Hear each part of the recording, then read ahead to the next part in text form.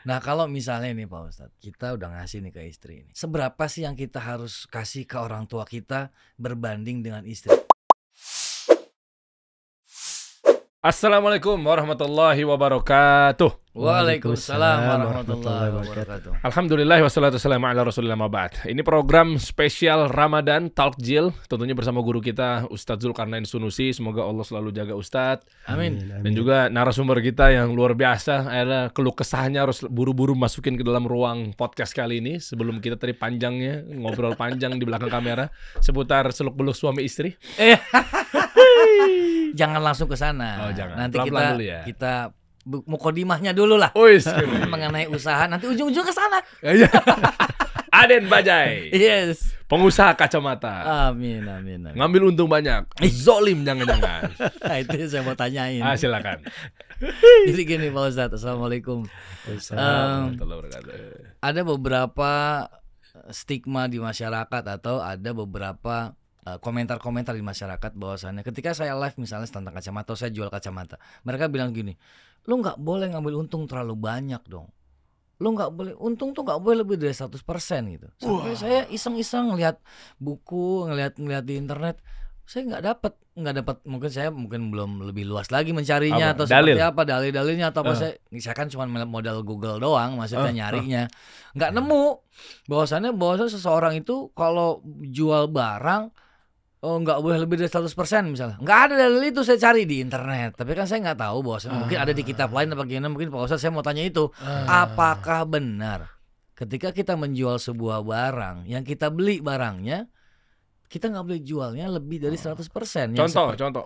Modal lo berapa misalnya beli kacamata? Ya, Contoh. Contoh modal kacamata anggaplah 400.000. Oke. Dan saya nggak boleh jual itu 800. lebih dari 800.000. Hah? Misalnya. Jadi mesti 500 gitu. Iya, maksud di bawah 800.000. Padahal kalau waktu itu tadi sempat kita ngobrol ya sama Pak Ustadz. Padahal kalau saya jual di bawah 800.000, orang nggak percaya itu kacamata bagus. Tapi kalau saya jual 100 juta misalnya, itu orang percaya, oh kacamata bagus nih, harga 1 juta soalnya. Tapi lebih dari 100%, zolim ente. Bentar dulu, makanya ini mau ditanya. Sorry. Ini mah udah ngejudge aja. Nah, itu hukumnya apa Pak Ustadz? Ngejudge orang, itu jadi beda lagi pertanyaan. Lu ngapain nanya gitu? Tahu soal gue. Jadi pertanyaan itu Pak Ustadz, boleh nggak kita jual barang keuntungan lebih dari 100%? Tapi itu barang kita beli ya, bukan kita boleh minta atau dikasih gitu. Ya. Baik. Bismillahirrahmanirrahim. Alhamdulillahirabbil alamin. Wassalatu wassalamu ala al-mabuthi rahmatan lil alamin. Nabiyina Muhammad wa ala alihi wa sahbihi wa man tabi'ahum bi ihsanin ila yaumiddin, amma ba'd. Jadi Masya Allah ya, ini pertanyaan sering ditanyakan. Jadi memang para pebisnis juga kan banyak yang risau dengan masalah berapa banyak keuntungan yang boleh diambil. Jadi mudah-mudahan kita beri jawaban yang bisa menjadi kaidah umum ya di dalam patokan di dalam hal ini. Ya jawabannya itu sederhana sebenarnya. Tidak ada batasan tertentu di dalam syariat kita berapa persen keuntungan yang diambil. Boleh. Tidak ada batasan tertentu. Jadi boleh berapapun? Ya boleh berapapun, 100%, 200%, 300%. Tuh, tapi kan? Di kaidah-kaidah syariat ada hal-hal yang mengatur. Itu rambu-rambunya. Ini ada Nggak jadi bener. Tetap ada kaidah-kaidahnya lagi. Belum tentu, makanya kita cek dulu. Cuman saya mau bicara dulu masalah tidak boleh lebih 100%. Nah, itu nggak benar gitu. Karena memang di dalam syariat tidak ada batasan tertentu. Ada sebagian ulama yang membolehkan mengatakan diambil keuntungannya sepertiga aja paling banyak. Dan itu juga kurang kuat pendapat itu. Yang jelas kalau kita lihat dari transaksi-transaksi yang berjalan di tengah Nabi SAW dan para sahabat, karena disebut keuntungan banyak dan seterusnya, tapi mereka nggak ada yang menjelaskan berapa minimal atau maksimal keuntungan. Nggak ada batasan tertentu di dalam hal itu. Iya. Tapi harus diingat bahwa dalam jual beli, satu, kita tidak boleh mendolimi orang lain. Jadi begini, sekarang sebuah barang ya, anggaplah kacamata. Ya. Rata-rata orang jual 1 juta, 1 juta, 1 juta gitu. Toko ini, toko ini, toko ini. Kita pergi menjualnya kan boleh ngambil keuntungan sampai 500%. Anak jual 3 juta. Ada yang beli 3 juta. Kan mendolimi orang kan, semuanya jual 1 juta, 1 juta. Sebenarnya dia sudah untung 500.000 gitu. Karena modalnya cuma 500.000, dijualnya 3 juta. Ini kan menjual dari harga yang umumnya orang tidak seperti itu menjualnya. Nah itu nggak boleh, itu satu. Yang kedua, tidak diperbolehkan seorang itu menimbulkan bahaya untuk orang lain. Ya jual barang, tapi barangnya diperlukan oleh manusia, ya kan? Berasnya dijual 10 kali lipat dari modal dia. Akhirnya orang kesulitan makan, menimbulkan bahaya, apalagi seperti di persaingan harga itu kan. Mungkin yang itu yang berasa ditimbun-timbun dulu. Ya, ditimbun, naikin. Nah, itu namanya menimbulkan bahaya kepada orang lain. Nah, itu tidak diperbolehkan di dalam syariat kita. Karena itu kata Nabi SAW, la darar wa la dirar. Tidak boleh ada bahaya dan tidak boleh ada pembahaya. Itu kaidah umum dalam syariat. Ya, kemudian yang ketiga, ya. Jadi yang ketiga dari ketentuan yang harusnya mengikat, ya jangan sampai dari transaksi ini dia menimbulkan dari suatu bahaya umum atau suatu hal yang membawa yang merusak harga di pasaran manusia atau merusak di standar yang ditetapkan oleh pemerintah. Jadi pemerintah itu kadang menetapkan standar tertentu untuk kemaslahatan. Nah, begitu dia menaikkan di dalam hal tersebut, itu artinya dia merusak kemaslahatan umum. Nah itu jangan terjadi hal yang seperti itu. Itu aja ukurannya. Ya barakallah. Masya Allah. Wa fiik barakallah. Artinya kalau kacamata yang dijual di misalnya TikTok gitu live, itu kan nggak ada sekitarnya Ustadz. Boleh nggak berarti ya harusnya? Tadi kan kalau misalnya saya dengar kan ini kayak konvensional ya, ada toko apa segala macamnya gitu. Tapi kan kalau lewat online kan nggak bersaingan sama toko-toko sebelahnya gitu Ustadz. Ya pada dasarnya saya sudah terangkan, asalnya boleh dia. Boleh. Berapapun boleh. Cuman begitu di kenyataan, kita beli di TikTok nih, sudah 1 juta saya beli. Ternyata saya cek ke toko realnya, orang cuma jual 100.000. Iya kan? Berarti dia mendolimi saya juga. Tapi kan kenapa dia beli kan gitu ya? Iya. Ya dan di situ kalau di hukum Islam, saya punya hak untuk mengembalikan kacamata itu. Saya punya hak mengembalikan. Makanya saya nggak pernah jual lebih dari harga toko, Pak. Kan barang saya barang second. Iya. Nggak mungkin lebih dari harga toko dong. Iya. Di tokonya 3 juta, paling saya jual 1 juta. Ya dia mau beli di toko 3 juta. Yang mahalan di sini. Gitu. Tetap ngejaga itu ya Pak Ustadz yang penting ya. Jangan sampai zolim sama orang lain. Masya Allah. Baik gitu. Aman.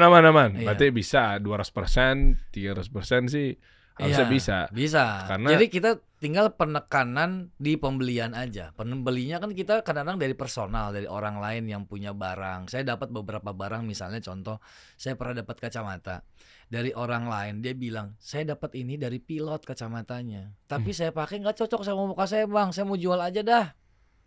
Jual berapa? Coba fotoin dulu kacamatanya. Difotoin waktu itu aviator sama dia. Saya lihat serinya segala macam modelnya. Ini kalau lihat sekilas ori nih. Kirim ini bang barangnya, tapi kita bayarnya kalau udah barangnya udah nyampe ya, karena kita mau cek fisik dulu. Oke, dicek fisik nyampe, bagus nih barang, beneran. Saya gimana berapa bang harganya? Terserah bang, saya nggak tahu kacamata ini harganya berapa ya. Kalau 400.000 mau nggak? Saya bilang gitu. Oh boleh bang, nggak apa-apa buat nama-nama bayar kontrakan katanya. Saya bayar, ya udah deal ya 400.000, saya bayar 400.000. Itu laku 1,5 juta. Mantap. Itu nggak apa-apa dong begitu. Pedagang ulung ya, mantap ya. Tapi kan semuanya tahapan-tahapannya kan benar Pak Ustadz seperti itu. Ketika ada orang yang lagi butuh, dia butuh uang, tapi dia sebenarnya nggak butuh dengan kacamata itu, tapi saya butuh kacamata itu. Saya beli, kita kesepakatannya udah sepakat 400.000. Saya jual 1,5 juta, kan udah milik saya itu kacamata. Jadi bebas-bebas aja dan orang lain mau. Tapi kalau di toko itu harganya 3,5 juta, 4 juta. barunya. Tapi dia tahu harganya di toko 3 juta. Karena dia dikasih sama pilot. Brandnya apa dikasih sama brandnya? orang. Enggak, brandnya apa? Ray-Ban. Oh, tahu Sat. Kalau Ray-Ban tuh emang Emang udah di terkenal. pasaran jadi segituan. kalau saya nggak tahu kacamata. Jadi kalau saya mungkin kayak gitu kasusnya. Jadi kewajiban kita kalau kayak gitu, kita terangin bahwa ini kalau di toko kacamata ini harganya sekian. Kalau secondnya biasanya saya jual sekian. Mau nggak saya tawar gini? Dia harus tahu dulu berapa ininya. Nah, begitu sudah diterangin, dia mau nggak apa-apa. Wah, Ridho sama Ridho. Ridhonya. Biasanya orang-orang yang jual kacamata saya, secara otomatis dia nonton live saya gitu Pak Ustadz. Jadi tahu dia standarisasi harga yang biasa saya jual. Dia tahu bahwasanya ini biasa saya jual itu di angka 800 sampai 1,5 misalnya. Untuk kacamata model kayak gini. Kalau saya kan kasih opsi, mau nggak 400.000 gitu. Ya boleh deh, saya juga dikasih soalnya. Iya. Itu untungnya malah 400%. Iya, dia untungnya 400% karena dia nggak modal apa-apa. Jadi itu tadi namanya al-ghaban ya. Orang yang sudah transaksi sesuatu, ternyata dia ketahui bahwa dia sebenarnya menjualnya terlalu murah atau dia belinya terlalu mahal. Itu dia punya hak untuk mengembalikan. Hanya saja kalau ada seperti itu, kita kan dalam transaksi itu etikanya ada beberapa etika lain yang perlu di ini. Yang pertama, ketika seorang bertransaksi, dia harusnya tulus kepada sebagai pembeli, sebagai menjual. Karena itu kata Nabi SAW, al-bayyi'ani bil khiyar ma lam yatafarraqa. Dua orang yang transaksi itu punya pilihan, boleh lanjut, boleh batal, sepanjang masih di majelis. Betul. Tapi kalau sudah pisah, sudah tetap jual beli. Tapi Nabi kasih ketentuan, fa'in sadaqa fa'in bayyana wa sadaqa burika lahuma fi bai'ihima. Kalau keduanya saling menerangkan, saling transparan dan jujur menasihati, dia rinci, maka Allah akan berkahi transaksi mereka berdua. Amin. Fa'in katama wa kadaba muhiqat barakatu bai'ihima. Tapi kalau sebaliknya saling menyembunyikan, saling berdusta, maka Allah akan cabut keberkahan jual beli mereka berdua. Jadi itu etika. Kemudian etika yang kedua, asalnya seorang mukmin itu dia di dalam transaksi menjual maupun membeli, dia cari hal yang paling meringankan orang. Karena itu kata Nabi sallallahu alaihi wasallam di dalam hadits Jabir di riwayat Al-Bukhari, rahimallahu imra'an samhan idza ishtara wa samhan idza ba'a wa samhan idza ishtara wa samhan idza iqtada. Allah merahmati seorang hamba, dia pemurah ketika dia menjual. Dia pemurah juga ketika dia membeli. Dan dia pemurah ketika melunasi hutangnya. Jadi ketika membeli begini, harganya misalnya berapa Pak harganya? 1 juta. Oke, 1 juta. Padahal dia tahu, kalau dia tawar 900 sebenarnya bisa. Iya. Tapi dia pemurahnya. Nah, sama kalau dia menjual. Dia menjual, dia ya orang jual misalnya 1.200.000. Ya ada yang nawar. Bisa nggak ini 1.100.000? Ya sudah kasih aja pemurah gitu. Tapi dia tetap jual juga 1.200.000 di harga umum ya, supaya dia nggak membahayakan orang lain gitu. Melunasi hutang juga seperti itu. Saya ngutang nih ke Dery 1 juta. Begitu saya lunasi Dery ini 1 juta ya. Terus ini 500.000 ya, karena saya sudah dibantu. Nah, itu boleh, yang penting Dery nggak minta dari awal. Kalau diminta dari awal riba namanya. Itu riba. Iya, baru saya mau. Dia 1 juta terus balikinnya 1,5 ya Ustadz gitu kan, jadi riba. Iya. Jadi itu etika berjalan. Jadi kalau kita tetap menjaga etika itu nggak ada masalah insya Allah. Insya Allah sih saya etika itu saya jalan kayak misalnya ada orang beli, misalnya ada 2 kacamata yang sama. Ketika satu orang yang beli, Bang bilang di layar, Bang 1,5 juta gimana? Oh ya udah. Saya jual misalnya 2 juta, Bang 1,5 gimana? Ya udah ambil nggak apa-apa. Ada satu lagi yang ngomong, Bang di bawah 1,5 bisa apa enggak? Ya kita harus menghargai orang yang tadi udah beli di 1,5, saya bilang. Tapi kalau mau negonya di admin aja, jangan di layar supaya orang yang beli tadi nggak tahu. Jadi ternyata di balik layar sama admin bilang sama saya, Bang ditawar 1 juta, masih ada untungnya nggak? Ada, lepas aja. Pemurah. Iya, bukan masalah. Saya mikirnya bukan pemurah itu. Nanti orang itu beli 1 juta, pasti besok beli lagi. Supaya orang beli lagi. Tapi yang 1,5 nanti dia beli, mungkin besok dia nggak beli lagi. Tapi saya lepas yang 1 juta, saya lepas 800.000 dengan kualitas. Oh ini bagus sih, pasti besok dia beli lagi. Saya mikirnya ke arah situ, bukan nggak ada mikir, tapi baru jelasin Pak Ustadz. Ternyata itu pemurah. Oh, satu bagus juga ternyata. Begitu. Oh, Masya Allah. Pantesan panjang terus ya. Kalau saya mikirnya Oh. besok dia pasti beli lagi. Masya Allah. Tapi percuma banyak duit tapi kalau istri yang kendalikan ya. Nah itu masalahnya di situ lagi nih Pak Ustadz ini.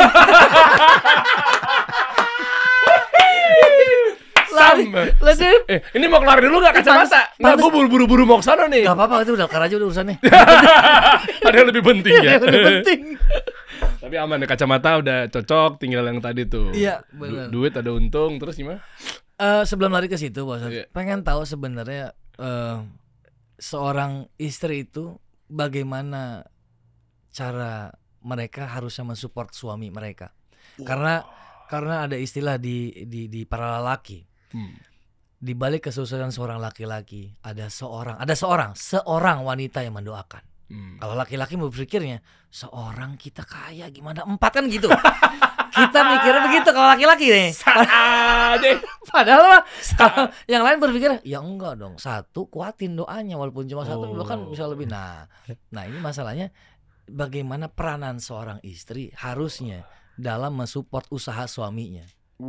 Gitu Pak Ustadz. Gak apa-apa nih gak 4, yang penting dia 1 tapi kayak 4 gitu. Iya. Kan. Cakep. Peranan istrinya seperti apa harusnya Pak Ustadz. Ini sebelum kita menjurus ke yang lain nanti. Ini akan lebih dalam lagi nanti Pak Ustadz setelah ini nih. Saya juga Aden ya, bukan satu ya. Saya sudah lama dengar juga tuh di belakang laki-laki sukses ada perempuan hebat gitu. Iya. Ya. Jadi kalau gitu perempuan hebatnya bikin 4 Wah. supaya tambah sukses. Ya kalau perempuan hebatnya semuanya saling mendukung. Iya. Tapi kalau perempuan hebatnya saling ribut Biasanya ribut Ustaz. Pasti ribut biasanya. Pasti ribut. Jadi kayaknya itu relatif dah, kayak gimana ini ya. Itu sesuai dengan kondisi dan keadaan orang gitu kan. Ya baik. Jadi memang itu perempuan istri itu salah satu fungsinya adalah itu. Bahkan jangankan kita manusia biasa, para nabi dan para rasul saja ada istri-istrinya. Ya walaqad arsalna rusulan min qablik wa ja'alna lahum azwaja wa dzurriyyah. Itu firman Allah. Sungguh kami telah mengutus para rasul sebelum engkau Nabi Muhammad. Kami telah jadikan untuk mereka ada istri-istri dan keturunannya. Ya sebab memang namanya manusia, fitrahnya itu perlu ada perempuan yang dia tenang kepadanya, liyaskuna ilaiha, supaya dia ada sakinah kepadanya. Ya, dan itu terbukti itu orang-orang yang berkeluarga itu lebih banyak tenangnya daripada yang tidak berkeluarga. Dan itu terbukti. Ini kebanyakan orang. Dan itu dari hikmah Allah Subhanahu wa Ta'ala. Ya jangan dipelintir lagi. Jadi kalau banyak tenangnya lebih banyak. Enggak. Ya ini enggak kita. Aku suka episode Kita ini. cukup 1 aja Pak Ustadz. Tapi enggak ada 1 aja udah. Ada tapinya lagi. Baik. Jadi memang tugasnya adalah untuk mendukung suami.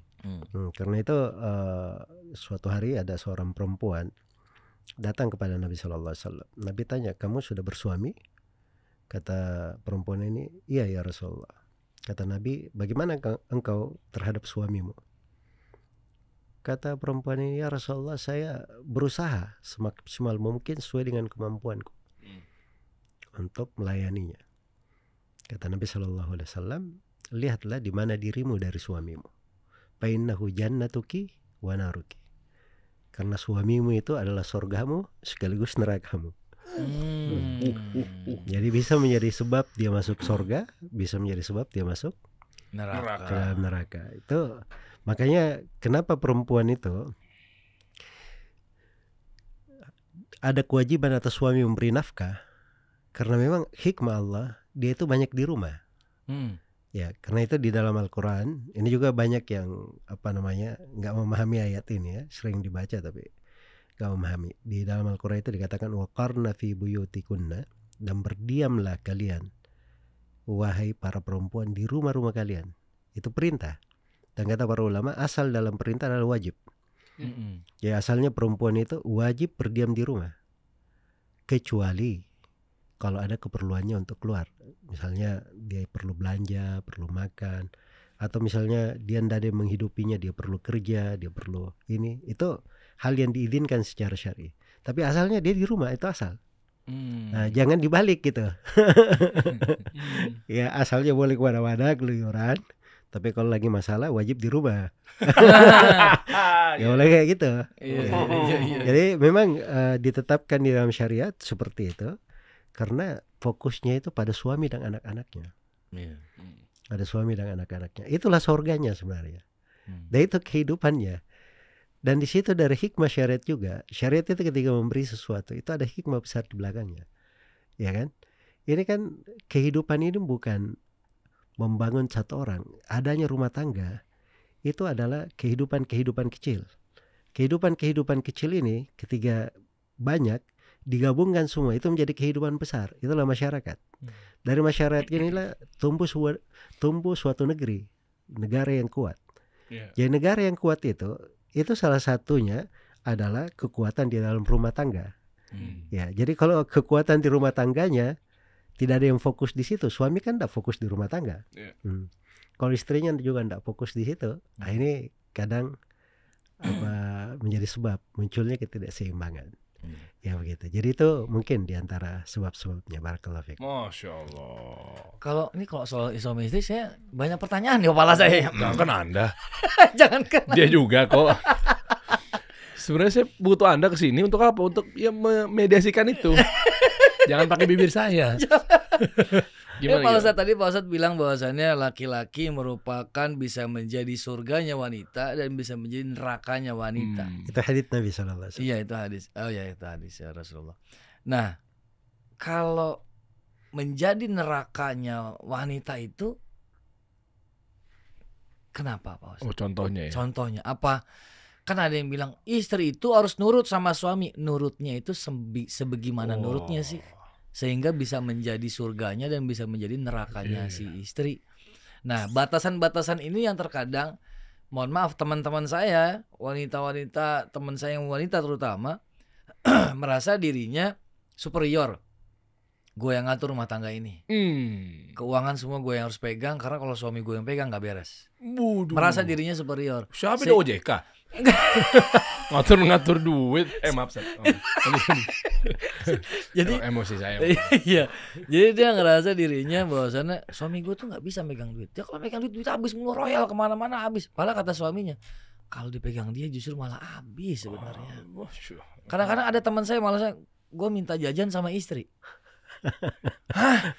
Mau diapakan martabat laki-laki? Itu maksudnya. Hancur kita punya harga diri. Itu maksudnya. Kita yang kerja mati-matian, kita kasih duit kita ke istri, kita mau jalan kerja, minta duit mah, aku mau jalan kerja. Astagfirullah. Rusak nih negeri ini. Apakah itu yang dimaksud dengan hadis Rasulullah tadi bahwasanya ini minggir. Aden ya, sayang Aden. Apakah itu yang dibilang sama Rasulullah bahwasannya laki-laki bisa menjadi surga dan menjadi nerakamu gitu? Wah. Ya mungkin aja karena itu kan frasanya umum ya. Jadi mananya umum. Jadi bisa menjadi surga, bisa menjadi neraka. Dan kaitannya dengan istri yang memegang duit, itu ada dua kemungkinan juga. Karena kadang sebagian suami seperti itu, dia nggak ada waktu banyak dan istrinya juga lebih pintar ngatur duit daripada dia.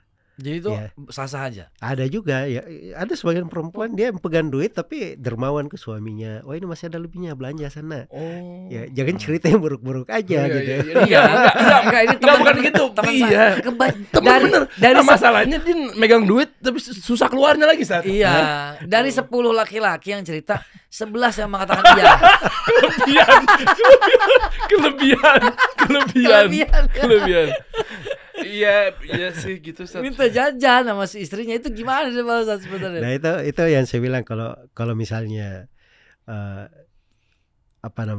istrinya pandai mengatur dan suaminya setuju akan hal tersebut, itu nggak ada masalah. Tapi kalau tidak, asalnya yang pegang duit itu dan yang memiliki duit itu adalah suami. Suami itu ada kewajiban menafkahi istri. Sisa diketahui aja nafkahnya dalam sebulan berapa. Karena orang sudah tahu biasanya kalau suami dia punya satu istri, ya tidak punya anak gitu kan.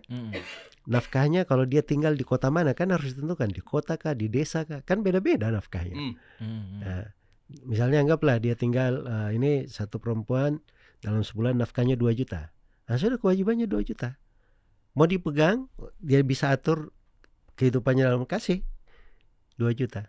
Walaupun si Ya. suami penghasilannya 10 juta. Ya walaupun suami penghasilannya 10 juta. Jadi 8 jutanya boleh dipegang sama suami. Ya 8 juta itu dari suaminya. Di situ dia mau dermawan kepada istrinya dia tambah. Oh. Dia berbaik hati ya silakan kelola keuangan nggak apa-apa.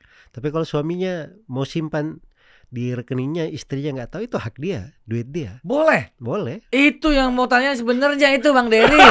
Itu Nggak perlu intinya. lempar ke gua. Nggak perlu lempar ke gua. Gua udah bagus aja deh. Terus ayo Bang. Terus Bang. Terus. Jadi maksudnya gitu boleh. Pak Ustadz. Tapi sebenarnya berarti istri itu boleh tahu nggak atau tahu apa boleh nggak tahu untuk Ya itu hak uang berapa? suami, hak suami. Hak suami. Iya, jadi kalau istri mau tahu ya tanya ke suami. Kalau dia mau beritahu ya alhamdulillah. Kalau enggak jangan, bukan haknya untuk memaksa suami. Itu. Gitu Bang Ade. Iya, gitu Bang Dery. Jangan overacting itu. Nah, Sebab kadang juga ada yang kaidahnya duit saya adalah duit saya, duit kamu adalah duit saya. Nah, itu istri yang ngomong begitu tuh biasanya tuh. Ya saya nggak ngomong loh. Istri Saya nggak orang-orang temen ada. Pakai ditanya istri siapa lagi? iya kan itu kadang terlalu berlebihan Ustaz ya. Karena kita di kalangan laki-laki, di kalangan teman saya nih laki-laki, kita pernah ada beberapa teman saya nyeletuk satu orang. Gua itu misalnya gue punya uang 100%, 100 ribu lah. Gue ngasih istri gue tuh 8 ribu, anggap 1 juta lah. Gue kasih istri gue tuh 800 ribu. 200 ribu tuh gue simpen. Takut kalau ada keadaan dadakan. Kejadian-kejadian dadakan. Misal anak gue sakit tiba-tiba harus ke dokter. Kalau 800 ribu gue kasih bini gue semua, sama dia suka dibelanjain, abis dia gak mikir itu ke depan. Antara ada anak sakit, butuh dadakan. Jadi intinya kalau saya lihat dari omongannya dia, laki-laki yang harusnya mengerti tentang keadaan rumah tangga seperti apa ya Pak Ustadz. Ya, Makanya betul. dia bisa menentukan, kalau gue kasih semua ini habis, nanti kalau ada keperluan dadakan kayak misal listrik mati tiba-tiba atau butuh air mendadak yang harus dibayar, nggak punya duit apa-apa lagi. Terus nanti istrinya jawab lagi gimana? Tapi kan aku lebih tahu, udah aku yang ngatur. Iya kan buat suami yang mengerti. Kalau suami yang nggak tahu, suami istrinya begitu kan susah nanti. Sedangkan suami dikit-dikit istri, "Pak, ini habis nih. Duit buat itu habis." Kan udah gua kasih semua. Kok sama? Kan gua udah kasih semua. Kok masih aja buat bayar sekolah ini, buat bayar Tuh. ono-ono. Masa di kasir tempat mainan anak-anak masa tiba-tiba ya udah dia nungguin di ujung pintu keluar, kita nunggu harus bayar kan Ini udah kasih dikasih ya. Kok sama? Saya juga di pojok itu. Nah waktu itu. Sama papi sana. Loh, kok Nah, sama iya kan? papi lagi? Ya kan padahal udah kita kasih kan. Kasih duitnya. Oh itu makanya keluar perintah, bukan perintah, dalil mengenai istri nggak boleh tahu atau mungkin nggak boleh apa nggak berhak tahu, gimana San? Ya saya terangkan hukum tadi bahwa harta suami itu harta dia. Jadi ketika dia wajib mengeluarkan, dia keluarkan kadar kewajibannya, itu yang wajib dia keluarkan. Adapun masalah istri mau ngecek harta suami dan seterusnya, itu bukan hak dia sebenarnya untuk mempertanyakan itu. Tapi kalau dia mempertanyakan, suami berbagi dan memberitahu, itu namanya husnul muasyarah. Bagus di dalam rumah tangga namanya. Itu tingkatan kan? Kan kita berbicara kadar apa namanya? Kadar minimalnya, kadar kewajiban gitu. Kalau ingin mau lebih baik, Nabi SAW bilang khairukum li ahlihi. Sebaik-baik kalian adalah orang yang paling baik kepada keluarganya. Itu orang yang terbaik. Ya, jadi kalau dia terbaik seperti itu, istrinya dipercaya, diberi bersemangat. Kadang kan istri kalau diberi kepercayaan dia akan semangat juga, ya kan? Semakin taat, semakin rajin, ya kan? Mungkin ketika dikasih sesuai keperluannya taat rajin. Begitu dikasih 2 kali lipat, oh lebih taat, lebih rajin lagi. Begitu diberi intip-intip, oh lebih taat, lebih rajin lagi, kan begitu. Itu kan kadar berbuat baik namanya. Iya. Kadar berbuat baik. Nah, kalau tadi bahwasannya Apa nyatanya nggak gitu? Apa gimana? Enggak, topik lain. Ini nyambung. Kirain udah dikasih lagi tuh. Nyatanya nggak gitu. Itu enggak, kalau istri saya mah begitu. Kan nggak tahu kalau istri saya. Ini ngomongin lagi tentang keluarga. Orang yang paling baik adalah orang yang apa tadi Pak Ustadz? Sebaik-baik kalian adalah siapa yang paling baik kepada keluarganya. Nah, keluarga itu kan ada istri, anak, orang tua, kita termasuk keluarga. Aduh, Bang Aden mancing-mancing. Nah, ini titipan pertanyaan dari teman-teman saya. Allah, titipan. Aduh. Titipan pertanyaan Pak Ustadz. Ketika kita udah punya istri, kita masih punya orang tua. Sebenarnya ketika kita punya uang, mana yang harus dikasih terlebih dahulu? Dan pertanyaan yang kedua, ketika kita ngasih orang tua kita, perlukah istri kita tahu? Oh, izin Dulu sama orang tua. Waduh. Hal kecil. Dan ntar itu ya, pertanyaan itu dulu dah supaya nggak banyak-banyak dulu. Yang pertama pertanyaan Pak Ustadz, ini penting juga nih buat semua teman-teman yang ada di luar sana. Melempar. Astagfirullahaladzim. Gitu Pak Ustadz. Jadi Ya memang ini betul itu, banyak yang memerlukan jawaban untuk pertanyaan ini. Ya, kan buat teman-teman. Kita mah udah santai aja kan ngadepin istri kita mah. Alhamdulillah kita mah udah bahagia Pak Ustadz. Iya. Astagfirullahaladzim. Jadi begini, kewajiban itu kan ada dua ya dalam menafkahi. Ada kewajiban karena pernikahan itu kepada istri ya, dan ada kewajiban karena nasab itu kepada orang tua. Ya, ini dalam konteks yang ditanyakan ya. Jadi sama-sama kewajiban. Jadi kalau kewajiban istri berapa kita sudah beri, kewajiban orang tua berapa kita sudah beri, kan kadang beda kan. Ya istri dia punya anak 10 misalnya. Ya lebih banyak lah daripada orang tuanya pun sendiri kan. Nah ya. Betul. Ya itu lebih banyak. Nah itu wajar. Ya tapi kalau sudah diberi kewajiban masih ada sisa di tangan suami, dia ingin berbuat baik kepada istrinya atau kepada ibunya, itu nggak ada masalah. Ya jadi tadi kan saya sudah beritahu bahwa apa yang di tangan suami itu nggak mesti istri tahu. Orang tua juga nggak mesti tahu. Yang perlu ditahu itu adalah dia memberikan kewajibannya, itu perlu ditahu. Nah, jadi kalau sudah dikeluarkan kewajiban, orang tua diberi kewajiban, selain daripada itu biasa saja. Dan kadang memang seperti itu. Namanya hidup itu kecemburuan itu selalu ada. Betul. Kemudian syaitan itu kan pandai dia nunggang-nunggangin itu. Makanya kita salahkan syaitan aja deh Pak Ustadz mulai sekarang. Makanya pada sebagian hal kadang kita berbuat sesuatu disembunyikan itu lebih baik daripada kita menampakkannya. Betul. Ya kita menampakkannya. Dan itu kadang ini juga itu politik dalam negeri juga sebenarnya. Politik dalam negeri itu politik rumah tangga. Iya. Politik dalam negeri. Jadi itu kalian suami memahamkan istri supaya mengerti, kalian suami memahamkan orang tua supaya paham. Sehingga istri malah bilang, "Oh ya, kasih Bu. Kenapa kamu nggak beri Bu?" Dia negur malah kalau ada ini, jangan terlalu kikir kepada itu ini. Istri yang seperti apa Pak? Di mana itu maksudnya? Apakah ada? Ada lah bini kita. Bini kita begitu. Ya Allah, kita nggak ingat apa. Pengennya begitu. Pengennya begitu. Ada orang tua, lihat tuh istrimu kasihan sama anak-anaknya, lebih banyak bantu dan seterusnya. Enak Nah, itu kan pengaruh dari politik dalam negeri. Politik dalam negeri. Nah kalau misalnya nih Pak Ustadz, contoh kita udah ngasih nih ke istri ini. Kadang-kadang kan maksudnya batasan seberapa sih yang kita harus kasih ke orang tua kita berbanding dengan istri. Misal kalau ke istri kita kasih 50%, ke orang tua 10% misalnya, karena kan tadi kata Pak Ustadz karena cuma sendiri atau berdua. Tapi terkadang kan kebutuhan orang tua ada yang meningkatnya ketika dia lagi sakit misalnya. Nah ini tetap harus ke istri dulu kah, atau kita boleh ngasih ke orang tua tanpa sepengetahuan istri? Ini kita nggak mau kasih tahu istri ya, karena kalau kita kasih tahu istri bakalan berantem nih. Karena mikirnya kita begitu kadang-kadang kan.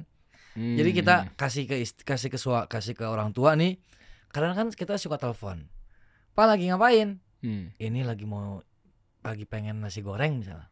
Kalau lagi pengen berarti kan dia belum dapet tuh. Iya. Ya udah Pak, ada transfer uangnya deh. Bapak beli deh nasi goreng, paling berapa duit sih? Anda langsung transfer aja. Iya. Nggak izin ke istri. Ya itu makanya. Suami macam apa Anda? Suami macam apa? Pancing Bu. Izin lah. Nah makanya itu kayak hal-hal kayak gitu tuh perlu izin. Kita tanya Pak Ustadz ya Bang Dery. Jangan mojokin gua mulu ah. Masa nggak izin? Suami macam apa Anda? Iya. Kasih tahu dong. Aku mau transfer dulu. Bentar ya Pak. Anda laki-laki kan? Papa sebentar, diam. Aku mau izin dulu bentar. Boleh nggak aku transfer Papa 100.000 buat nasi goreng? kayak gitu perlu nggak izin Pak Ustadz? Maksudnya menurut aku ya hal kayak gitu tuh kita nggak perlu izin sama istri selama kebutuhan istri udah kita penuhi. Iya. Contoh kebutuhan dia apa, kamu kebutuhannya besok mau bayar anak sekolah, mau beli sayuran, mau beli ini, beli berapa jumlah sekian, udah kita tutupin. Ketika orang tua kita butuh, misalnya dia pengen sesuatu yang kita telepon, terus dia bilang aku pengen ini, padahal orang tua nggak minta sebenarnya, tapi kita sebagai anak kan gimana sih rasanya? Karena kita ngerasa kalau nggak ada beliau mungkin gua nggak ada di dunia ini gitu kan. Iya betul. Masa beliau cuman pengen nasi goreng gua nggak bisa penuhi gitu kan. Tapi masa harus izin dulu ke istri? Prosesnya lama, entah keburu nasi gorengnya basi kali apa udah tutup tuh warungnya. Iya kan?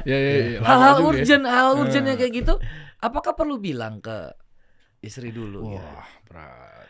Ya jadi ada di masa dahulu itu 3 orang. Dia berjalan di mana? Di gurun pasir. Tiba-tiba hujan. Berteduhlah mereka di gua. Pada saat berteduh di gua menggelinding batu besar. Tutup pintu gua. Ya nggak bisa keluar nih gimana kan? Mampet. Mau ditinju hancur tangannya. Mau di ini nggak ada persiapan. Akhirnya mereka bilang tidak ada yang bisa menyelamatkan kita kecuali Allah Subhanahu Wa Taala. Ayo kita berdoa dengan bertawassul dengan amalan yang paling kita harapkan diterima di sisi Allah. Mulailah mereka masing-masing berdoa sampai akhir kisah semuanya satu berdoa dikabulkan terbuka sedikit, tapi belum bisa keluar. Yang keduanya berdoa terbuka lagi tapi masih belum bisa keluar. Yang ketiga berdoa terbuka dan akhirnya bisa keluar berjalan seperti biasa. Canggih. Doanya kayak apa? Nah salah satu dari 3 orang ini itu adalah seorang yang punya kebiasaan memberi minum susu ke orang tuanya dulu. Jadi begitu dia kembali ke rumah, dia bawa susu, orang tuanya dulu yang diberikan. Setelah itu diberikan kepada istri dan anak-anaknya. Jadi suatu hari anak ini datang terlambat, orang tuanya udah tidur. Maka dia tunggu orang tuanya sampai bangun. Segitunya. Ya, sampai anak-anaknya sudah nangis minta susu nggak diberi, karena nunggu orang tuanya bangun. Nah, itu dari amalan soleh dia yang menyebabkan dia diterima doanya oleh Allah Subhanahu Wa Taala. Jadi itu dari sudut tingginya kedudukan orang tua. Ya, tapi sekali lagi orang ini tidak menelantarkan kewajiban. Memang ada hal-hal pada kondisi tertentu itu kita memberi kepada orang tua lebih, kita sendiri agak kurang, tapi bukan membahayakan, kita agak kurang. Itu berbakti kepada orang tua namanya. Betul. Berbakti kepada orang tua. Apalagi kalau seseorang ketika orang tuanya dalam kondisi darurat, padahal dia punya kelebihan, itu nggak boleh dia tahan. Ya harus dia keluarkan. Orang tuanya lagi sakit, lagi ini, memang harus diberikan untuk hal tersebut. Ya sebab di kondisi darurat itu, di kondisi genting, apalagi kaitannya dengan menyelamatkan nyawa dan seterusnya. Ya kadang seseorang jangankan tidak ada uang di tangannya, tidak ada uang di tangannya pun dia boleh meminjam gitu untuk menyelamatkan jiwa. Ya. Jadi hal-hal yang seperti itu yang dijaga. Tapi pada dasarnya seperti yang saya bilang tadi, asalnya harta suami itu milik dia. Istri maupun orang tua tidak mesti tahu tentang hal itu. Nah, sisa kalau diberi ke istrinya, diberi dari kewajibannya. Ke orang tuanya apa yang diwajib dia beri. Ya lebih daripada itu dia bebas. Itu akan lebih mudah untuk mengaturnya. Dan itu akan lebih gampang, lebih santai sebenarnya.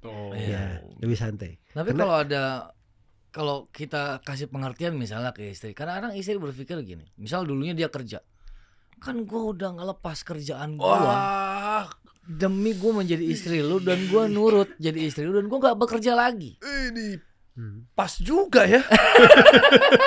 Kok bisa pas sama abang Sama ini ya? dia nih, Sama dia bisa Freddy pas nih. loh tadi loh. Kok bisa pas? Bisa pas. Ada alasan kadang-kadang istri suka ngomong begitu, bukan istri saya, istri orang lain. Oh iya, istri kan dia tuh titipan kan. titipan. Iya. Dia bilang, dulu harusnya gue udah kerja, gue lebih gue mapan, tapi karena gue ikut lo, gue lepas pekerjaan gue. Terus sekarang ketika gue minta uang, lo malah kasih ke orang tua lo. Wah. lu izin lah sama gua.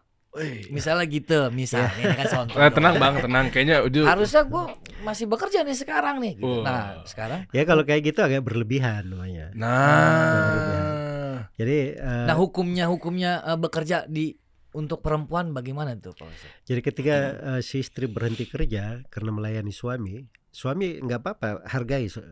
Oke, kamu berhenti kerja, sebagai ininya saya beri gajimu dari saya. Nah, itu bonus kan? Nah sudah, nggak ada komplain kan?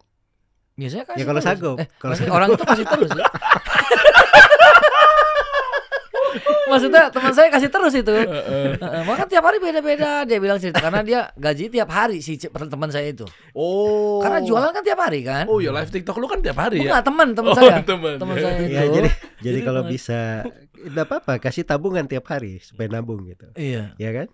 Kan itu bagus, nggak ada masalah. Ya diberi sesuatu padahal dia merupakan ketaatan, dibantu dia dalam ketaatan. Nah, kita juga tidak membahayakannya. Dan nggak ada masalah, diberi kewajiban, kita beri dari hal yang berbuat baik. Nah, sudah, ini untuk tabungan supaya ada yang dia pegang. Biasanya kalau diberi untuk tabungan itu sudah aman gitu. Udah aman. Karena kalau ada apa-apa dia nggak minta lagi, dia punya tabungan. Oke. Tapi kebutuhan kadang-kadang suka beda sih bang. Iya. Iya, kayak misalnya anak, gue pengen anak gue sekolahnya yang bonafit ya. Oh. Karena sekarang pergaulan tuh ini banget ya, harus kalau sekolah yang swasta yang mahal-mahal tuh pasti bagus deh pergaulannya. Jadi nggak ngukur gitu kan. Dia curhat. Bukan. Curhat. Teman. Paling bisa nih. Teman. Mau ngomong langsung nanti ke gue. Teman. Iya. Gitu, makanya apa yang mau tanyain lagi ya? Yang itu yang masalah kalau kamu bisa di titik ini berantem, ntar rezekinya seret. Oh itu juga iya, cakep tuh. iya betul, ya itu kan? ini teman saya lagi cerita. Iya, itu teman lagi cerita. Banyak temennya ya? Teman saya banyak, pengusaha rata-rata. Pengusaha apa? Ada yang kacamata. Oke, gimana? Jadi gini Pak Ustadz, enggak ini ngaku sini saya. Oh, Ini iya. saya. Iya. Ada momen begini, di satu sisi kita terkadang mikir bahwasanya kita laki-laki, udah sih istri tahu apa sih, udah diem aja duduk. Yang penting nanti gua kasih duit deh, gua kerja dulu, gua diem aja duduk. Tapi istri berpikir, kalau enggak gua ridho sama kerjaan lo, hancur kerjaan lo. Iya. Ngerasa dirinya superior. Wah. Kalau nggak ada doa dari gua, usaha lu nggak akan lancar. Astagfirullah. Tapi di satu sisi, iya ada benernya juga. Betul, ada kejadian gini lucu. Ketika saya mau jual kacamata, Pak, ada satu sisi, ini kan studio saya itu di belakang rumah. Di rumah di kamar kita lagi adalah ngobrolin sesuatu yang akhirnya kita cekcok. Meningkatlah sedikit tensi kita itu. Istri marah lah istilahnya. Kalau udah istri marah saya tinggal. Jadi udahlah saya ke belakang studio, saya live tuh kacamata, jualan kacamata. Dan gak ada yang beli, Bang. Oh, ini kondisi lagi berantem sama istri? Iya, kondisi lagi berantem. Gak ada yang beli, satu pun gak ada. Sampai akhirnya saya ngomong sama admin, apa karena gue berantem sama istri gue ya? Karena istri bilang kalau gue gak ridho, lo gak bakalan bisa jualan kacamata. Kita udah omongan gitu. Kalau lo sering, suami tuh kalau marah-marahin istri mulu, istri akhirnya kesel, usaha lo gak bakal lancar. Gitu ngomongnya. Iya. Saya inisiatif Pak Ustadz, saya balik ke kamar. Mam, minta maaf ya Mam ya. Maaf ya kalau udah salah ya. Ini mau jual kacamata belum laku-laku udah 2 jam. Saya ngomong gitu. Terus dia ngomongin dengan gaya superiornya kan. Tuh bener kan? Tuh bener kan? Ridho istri itu bikin usaha lancar. Udah sana jualan, insya Allah ntar doain dari sini aja. Dan bener Pak Ustadz yang belinya banyak. Tapi di satu sisi kita sebagai laki-laki, udah lu diem aja deh, tenang, gue yang kerja, gue yang usaha, udah diem aja gitu. Tapi kalau kita ngomong begitu, istri neriakin begitu, lah beneran kagak ridho. Waduh. Itu sebenarnya Apa itu kebetulan doang? Apakah masuk ke beliau tatoyur atau gimana nih Ustadz? Kayak begini Ustadz. Kayak itu biasa, pembicaraan seperti itu biasa. Jadi kadang keluar dari apalagi di kondisi lagi marah ya, lagi keluar di di lisan hal-hal yang kadang tidak terukur gitu. Itu kan biasa. Jadi kalau misalnya kalau terkait dengan masalah doa istri, ya jangan disepelekan. Memang orang yang dekat itu kadang ketulusannya di dalam berdoa bisa berbeda dengan orang yang jauh gitu. Betul. Ya, orang yang dekat. Jadi memang istri itu punya banyak peranan. Dan mungkin banyak dari suami dia sukses usahanya betul karena ada istrinya yang mendoakan. Dan mungkin suaminya nggak pernah sadar didoain sama istrinya kali. Ya kan? Jadi tapi ada juga sebagai istri yang lupa berdoa untuk suami ya. Jangan sampai begitu, Mami. Iya dong. Iya dong. Ini dua-dua sebenarnya kondisi suami rumah tangga kita sama apa gimana sih? Iya. Oke, lanjut, maaf.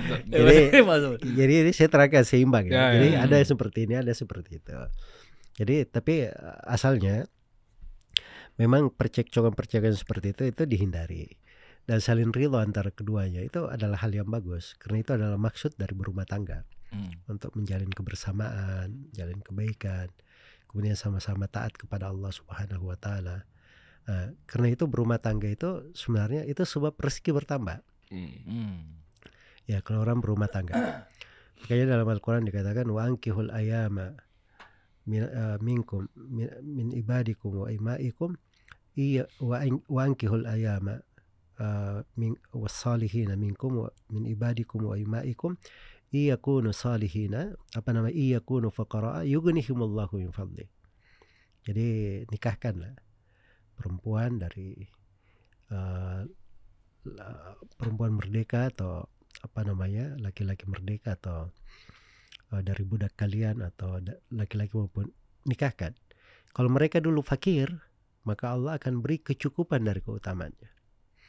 Jadi disebut kalau dia fakir begitu menikah Allah beri kecukupan. Iya. Ya. Jadi menikah itu sebab rezeki. Nah, jadi sebab rezeki kalau diketahui dengan pernikahan, menjaganya, melanggengkannya, itu dari hal yang bagus. Ada kaitannya dengan kelapangan di dalam rezeki. Ya, jadi kalau terjadi misalnya percekcokan dan seterusnya, ada hal-hal yang seperti itu mungkin aja. Mungkin nanti keluar jualan lagi wajahnya mungkin lagi masih lagi bisa lagi ke situ ya kan? Bang Dery. Kayaknya lagi ada masalah deh. Jadi orang juga ngeliatnya malas untuk karena Enggak, sebentar izin. Ustaz kok belain perempuan terus ya kalau Enggak, saya seimbang tadi bicara saya hukum syar'i saya. Kita nungguin biar kita ada temennya gitu. Masya Allah. Laki-laki gimana? Tapi memang iya sih ya. Maksudnya bisa jadi mungkin elunya Bang mukanya lagi menakutkan. Moodnya nggak bagus. Biasanya kan ngejelasin kacamatanya. Bukan gara-gara juga istri mungkin. Ya kebanyakan begitu Bang. Bahkan saya sampai minta ke anak untuk didoain gitu, pernah saking kok jual kenapa nggak mau ke istri dulu kan tadinya kan, doain dong kakak Raka, papi mau live nih biar banyak. Iya Raka doain, nggak kena, emang salahnya ke istri. Oh gitu ya. Oh itu nyambung ke ini nggak Ustadz? Ketika ada kita misalnya secara global ya benci sama orang terus dia nggak ridho sama kita, apapun itu bentuknya, itu ngaruh juga nggak Ustadz? Ya dosa secara umum kalau dia berbau dosa, permusuhan, itu hal-hal yang menghilangkan banyak keberkahan dari kita. Gitu. Intinya dalam berkeluarga harus akur gitu ya maksudnya. Nah itu fungsi berkeluarga untuk itu memang. Menyempurnakan setengah agama Ustaz ya. Oh Masya Allah. Siap. Kalau gitu nanti sebelum Ustadz kasih nasihat buat kita, oh ya Bang Aden ada mau pertanyaan lagi seputar keresahan. Masih ada yang ganjel nggak sih? Nggak aman ya? Aman sih intinya ya, nanti aja habis ini. Sebelum kita mendengarkan nasihat dari Ustadz di momentum Ramadan yang luar biasa ini, saya mau kasih hadiah. Jarang dikasih hadiah kan sama istrinya kan? Oh uangnya jadi situ ya? Kalau tahun ulang tahun itu juga 2 tahun yang lalu baru dikasih.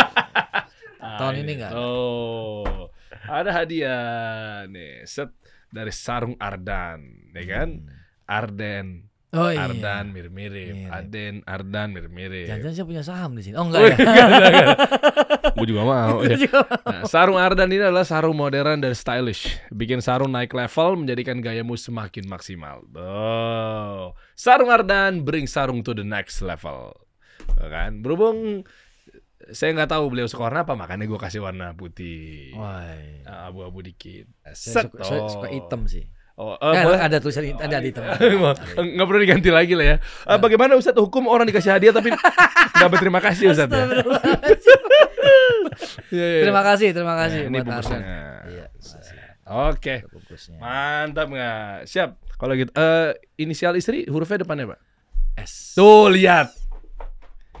Oh Gua udah iya. siapin S kan. SGJ. Nah, Namanya kan Sinta. Nah. Sinta nggak jelas berarti. Ini SGJ. Enggak, ini contoh, Mam. Ini cuma singkatan Oh, doang. singkatan doang. Singkatan doang. Kau dendam banget tuh satu kayaknya sama istrinya ya. Enggak. Istri saya itu baik kok. Bisa pas begitu ya. Nasihati saya yang dari tadi emang kayaknya suami kayaknya kesel banget sama istri-istrinya. Maaf Ustaz, karena nasihatin kita berdua Ustaz. Di bulan Ramadan kita harus ngapain nih Ustaz? Ya baik, dari menata jiwa ya di bulan Ramadan ya. Iya Ustaz. Itu subhanallah di sela-sela ayat-ayat hukum-hukum puasa itu ada firman Allah Subhanahu wa taala, wa idza sa'alaka ibadi anni fa inni qarib ujibu da'watad da'i idza da'an. Kalau hamba-hambaku bertanya kepadaku tentang aku, katakan aku maha dekat. Aku kabulkan doa hambaku apabila dia berdoa kepadaku.